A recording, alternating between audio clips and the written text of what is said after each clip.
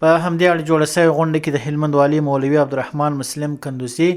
مرستیال والي الحاج مولوي محمد نبی حماس، د 200 اعظم کلي اردو قومندان الحاج ملا شرف الدین تقی، امنیه قومندان الحاج ملا محمد امین الله زبیر،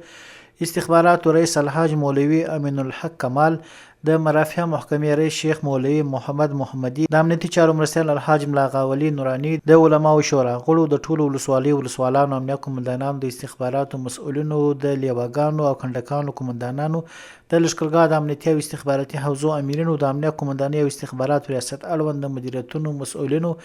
د ریاستونو رئیسانو، علماو کرامو، متنفذینو، د اهل تشیع هیوادوالو، علماو او متنفذینو، د ګذر وکیلانو او سلګونو مجاهدینو او عوامو خلکو ګډون کړی و. په پیل کې د هلمند ولایت د امر بالمعروف نهي عن المنکر رئیس الحاج مولوي محمد امین بدخشاني صاحب خبرې وکړې. تر هر څه وړاندې د ولایت مقام له ښې رهبرۍ مننه وکړه چې تل د دغه ریاست سره په اړوند برخو کې همکاري کړې ده. ښاغلي بدخشاني مختصره اصلاحي وینا وکړه او د ټولو مسؤلینو، علماو کرامو او متنفذینو څخه غوښتنه وکړه چې نور هم خپل همکارۍ ته دوام ورکړي او د اسلامي احکامو په تطبیق کې خپل مسؤلیت او رسالت په ښه توګه ادا کړي. د امر بالمعروف نهي عن المنکر وزیر تر هر څه وړاندې په تیرو 100 کلونو کې د هلمندي ولسونو جهادي کارنامې د ستاینې وړ وبللې. ویل چې زموږ 100 کلن جهاد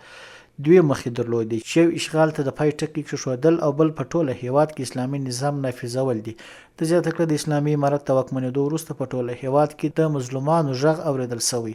او د ظالمانو مخه نیول سوې ده. نوموړي زیاته کړه چې اسلام دښمنان او جعلي مطبوعات هڅه کوي ترڅو د ناسمو تبلیغاتو په مټ د افغانستان او اوسنی اصلاحي تصویر نړۍ ته غلط انځور کړي. زیاتوي موږ په فزیکي او فکري جګړه کې بریالي سوي یو او لا هم هڅه کوو ترڅو د اسلام د دښمنانو د فکري جګړې شیندل سوي اثار له منځه یوسو. ښاغلي شیخ خالد الحنفي له علماو وغوښتل چې دغه وزارت قانون چې تر پوره دقت او څېړنو وروسته د علیقدر امیر المؤمنین حفظه الله له لوري توشیح سوی دی د منبر له لارې تر ولسونو پورې ورسوي ترڅو خلک له منکراتو وژغورل سي او نیکې لارې ته وهڅول سي. شیخ صاحب لومړی د امر بالمعروف نهي عن المنکر وزارت لپاره د مشرتابه له لوري د توشیح شوي قانون د اهمیت او د مادو د تشریح په اړه مفصل بیان وکوي او ترڅنګ یې دغه شبهات او شکوکو په اړه وضاحت ورکړي چې د مغرضانه دښمنانه درسونو له لوري د امر بالمعروف نهي عن المنکر وزارت په توشیح شوي قانون باندې ځینې د تصور، عقل او منطق او استدلالاتو خلاف تهمتونه تړل شوي دي او د دې سفر موخه کې بل اساسي ټکی د ولسونو ستونزې اوریدل، د هغوی مشکلات اوریدل له نږدې څخه او هغوی ته اطمینان ورکول او په همدې شکل وزیر صاحب خلکو ته په غونډه کې د شکایتونو په اړوند ډاډ ورکړي چې هر څوک کولی شي یاد وزارت ته چې څه ستونزې شکایتونه لري، مسؤلینو سوي، محتسبینو سوي او د نظام له هر ارګان څخه وی کولی شي چې یا د 101 وړیا شمیرې له لارې او یا هم د ولایتي ریاستونو ته او یا هم مرکز کې د شکایتونو معاینت ته پیش کړي. ورته مهال هلمند والي د غونډې کې د خبرو پر مهال وویل چې الهي احکام تر خلکو رسول او خلک نیکې لارې ته هڅول زموږ د ټولو ګډ مسؤلیت دی. نوموړي امر بالمعروف وزیر ته ډاډ ورکړ چې دغه وزارت د قانون ټولې مادې به په دولتي ادارو کې په ښه ډول عملي سي او هم به د علماو کرام په مټ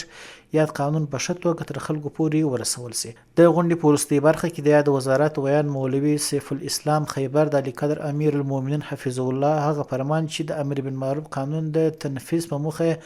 د هیواد ټولو ولایتونو ته صدر کړی دی بیان کړ. ښاغلي خیبر زیاته کړه چې د علیقدر امیر المؤمنین حفظه الله تعالی د فرمان په اساس د هر ولایت د والي صاحب په مشرۍ امر بالمعروف، پوهنې ریاست، عالي تحصیلاتو، فرمانونو تعقیب او نظارت ریاست، د استخباراتو ریاست، جهادي مدرسې، علماو شورا، اطلاعات او کلتور ریاست، ښاروالۍ تخصصاتو ریاست، د قلی اردو او امنیه قومندانۍ د غړو له لوري ګډه کمیټه ټاکل شوې چې په 2 اونۍ کې د امر بالمعروف د قانون د تنفیذ په موخه خپلمنځي ناستې ترسره کوي او د 2 میاشتو وروسته به خپل راپور د مشرتابه محترم مقام دفتر سره شریکوي. دا د ونې وړ ده چې راغلي پلای په هلمند کې د بېلابېلو دندو پر مهال د امر بالمعروف ریاست د محتسبینو، رسنیو مسؤلینو، آزادو او سیمه ییزو خبریالانو سره ولیدل. د هغوی هر اړخیزې ستونزې، غوښتنې او وړاندیزونه د حل په موخه واورېدل.